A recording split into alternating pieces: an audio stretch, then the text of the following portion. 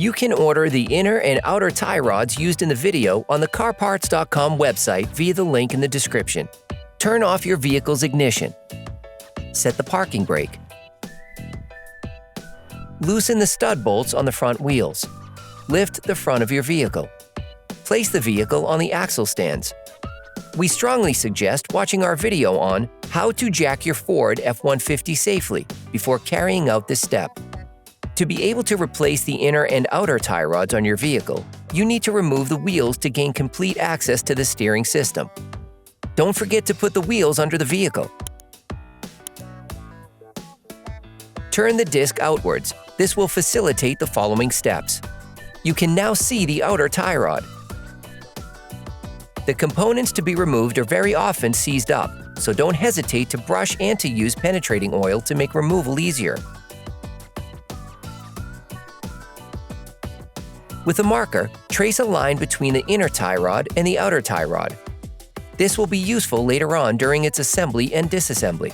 With a 24mm wrench, loosen the lock nut on the outer tie rod. Hold the inner tie rod with a 15mm wrench to prevent it from turning. The lock nut is there to prevent any rotation of the two parts towards each other, which could have an impact on the wheel alignment of your vehicle. Using a socket wrench and a 21mm socket, unscrew the outer tie rod holding nut. Hey, it's Alex from CarParts.com. If you enjoyed this video and want to support us, like, comment, and subscribe. Okay, back to work. If you do not have a ball joint puller, a tool specifically designed for this task, take a hammer and hit the knuckle. The ball joint should come out of the knuckle. Unscrew the outer tie rod and remove it. Use the markings made with the marker to return the lock nut to its original position. Then, measure the distance between the lock nut at the end of the inner tie rod using a caliper. In any case, a wheel alignment check will have to be carried out by a professional soon after having performed this operation. Remove the lock nut from the inner tie rod.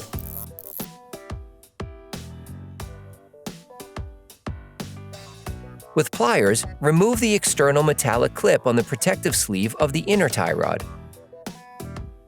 With a cutter, cut the external part of the sleeve so that you can remove it. Using a flathead screwdriver, remove the waterproof clip on the sleeve.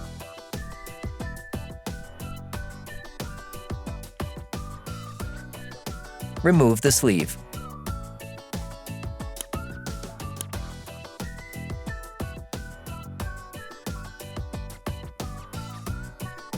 If you want to know which tools and parts we use in this video, just check the description and you'll find everything you need. Using a tie rod removal wrench, a specific tool for carrying out this job, you can now loosen everything without difficulty.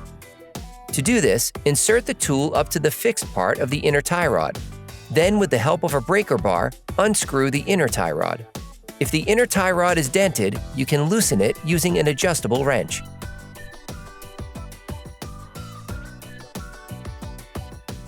You can order the inner and outer tie rods used in the video on the CarParts.com website via the link in the description.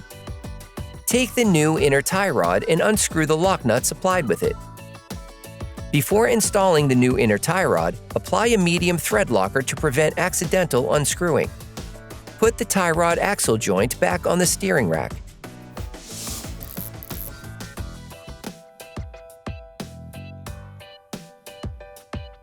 You can purchase the parts we used here by visiting our website at CarParts.com.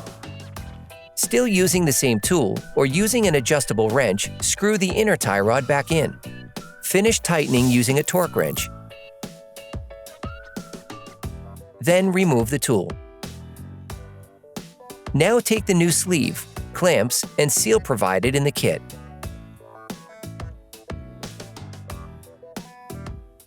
Install the seal in the sleeve. Then apply silicone grease to the part of the sleeve that will be in contact with the steering rack and the part in contact with the inner tie rod. Put the inner collar on the sleeve, then the outer collar. To make it easier to put the sleeve in place, you can turn the wheels so as to retract the steering rack and thus facilitate the installation of the sleeve. Put the sleeve onto the inner tie rod. Place the sleeve on the shock steering rack. Then position the inner collar correctly. You can now crimp the collars with collar pliers or pincers.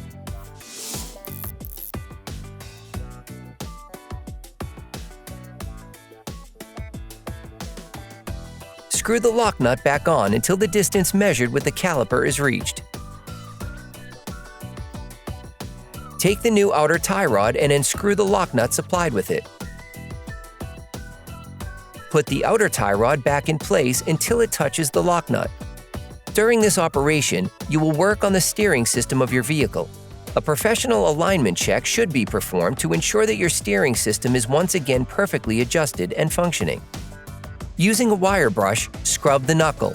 Then apply silicone grease to the flat part that will be in contact with the sleeve of the outer tie rod. Do not grease the inside of the cone. Put the outer tie rod back in place in the knuckle. Put the lug nut supplied with the new part in place and tighten it using a 21mm wrench and a 10mm wrench to lock the rotation of the threaded rod.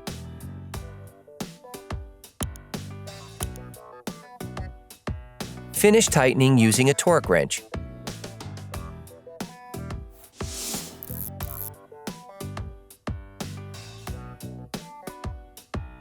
Finish tightening the lock nut using a 24mm wrench by holding the inner tie rod still with the help of a 17mm spanner to avoid damaging the tie rod. Then, you will be able to put the wheels back on your vehicle. Put the car back on the ground and block the wheels properly. Operation completed.